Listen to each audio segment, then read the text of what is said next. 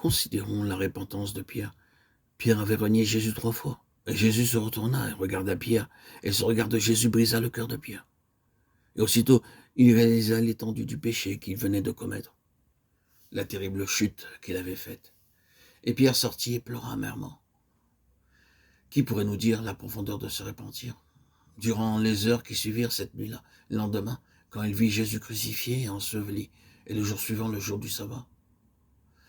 Dans quelle honte, dans quel désespoir il doit avoir passé ce jour. Mon Seigneur est mort, mon espérance est morte, et j'ai renié mon Seigneur. Après cette vie d'amour, après ces 3 années de communion spirituelle, j'ai renié mon Seigneur. Mon Dieu, aie pitié de moi. Je ne pense pas que nous puissions réaliser la profondeur de l'humiliation dans laquelle sombra Pierre à ce moment-là. Mais nous arrivons maintenant à un tournant dans la vie de Pierre. Le premier jour de la semaine, Jésus apparut à Pierre. Épître aux Corinthiens 15:5. Et dans la soirée, il apparut aux 11 disciples. Plus tard, sur les bords du lac de Galilée, il lui demanda 3 fois, m'aimes-tu? Et Pierre fut attristé parce que le Seigneur lui rappelait ainsi qu'il l'avait renié 3 fois. Ouais. Il répondit tristement, mais avec droiture, Seigneur, tu sais toutes choses, tu sais que je t'aime. Pierre fut ainsi préparé à être délivré de son moi, de son ego. Christ le conduisit avec les autres disciples jusqu'au marchepied du trône. Et il lui dit d'attendre là. Puis le jour de la Pentecôte, le Saint-Esprit descendit et Pierre fut transformé. Il ne faut pas que vous pensiez seulement, je puis constater le changement qui s'est produit en lui, sa hardiesse, sa puissance, sa connaissance des Saintes Écritures et les résultats bénis de sa prédication le jour de la Pentecôte. Nous devons remercier Dieu pour tout cela, mais il se produisit dans le cœur de Pierre un changement plus profond, plus important que celui-là. La nature même de Pierre fut changée. Pour nous en rendre compte, lisons la première épître de Pierre. Vous savez en quoi consistait l'erreur de Pierre? Il avait déclaré à Christ qu'il ne pouvait souffrir et mourir. Cela ne t'arrivera pas, avait-il dit.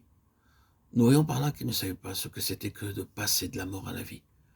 Quand Christ l'avertit en lui disant « tu me renieras », Pierre proteste en disant qu'il ne le fera pas.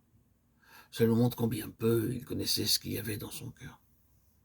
Mais quand nous lisons l'épître de Pierre, nous voyons qu'il déclare « Si vous êtes outragés pour le nom de Christ, vous êtes heureux parce que l'Esprit de gloire, l'Esprit de Dieu repose sur vous. » 1 Pierre 4, 1, 14. 4, 14. Ces paroles ne sont pas de l'ancien Pierre, elles sont inspirées par l'Esprit de Christ. Quand Pierre déclara ainsi donc, Christ ayant souffert dans la chair, vous aussi armez-vous de la même pensée. Nous comprenons quelle transformation Pierre a subie. Au lieu de renier Christ, il trouve de la joie à renoncer à lui-même, à mourir à lui-même. Et c'est ce que nous voyons dans le livre des Actes, quand, convoqué devant le Sanhédrin, il déclare hardiment il faut obéir à Dieu plutôt qu'aux hommes. Acte 5, 29. Et nous le voyons, ainsi que les autres apôtres se retiraient joyeux d'avoir été jugés dignes de subir des outrages pour le nom de Christ.